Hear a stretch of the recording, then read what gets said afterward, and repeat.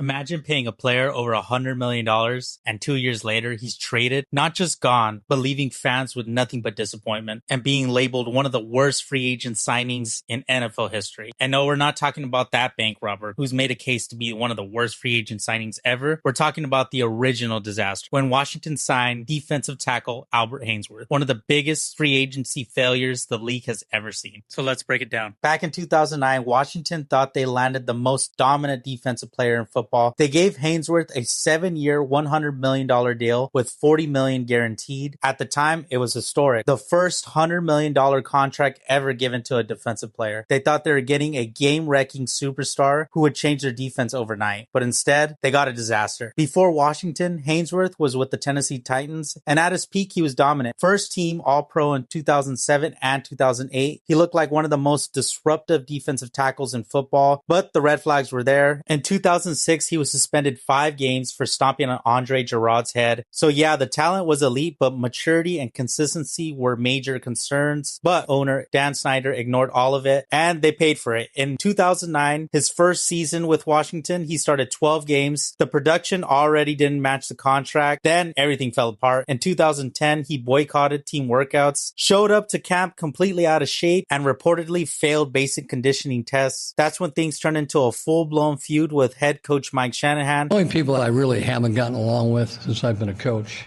as a head coach and assistant coach is someone that's lazy. At one point, he was suspended 4 games for refusing to cooperate, and then came to play Monday Night Football versus the Eagles. I remember this game, first play out of the gate, just a bomb to D-Jax from Mike Vick. You just knew it was over. But the play that everybody remembers besides that one was when Mike Vick broke loose and Haynesworth, he was just laying there on the floor in the middle of the field while the play was still going on, basically summed up his entire time in Washington. After just 20 games, Washington was done with Haynesworth. They ended up trading him in 2011 to the Patriots for a 5th round pick. He finished with just 6.5 sacks and 53 tackles. Washington only won a total of 10 games while he was there. Yes, you can blame Haynesworth for a lot, but scheme did somewhat play a role in his time in Washington. Back when he was in Tennessee, he thrived in a 4-3 defense. When he was with Washington, they moved him to a 3-4 role. But let's be real, it wasn't all just about the scheme. It was about effort. He took plays off, showed up out of shape, clashed with coaches, and even teammates got fed up. Hey, let me tell a story. Let me tell a story now. You was here too. You had to been here. When Albert Haynesworth went out in Detroit, they brought the card out. And we like, oh man, Big Al is out. Man. He's out.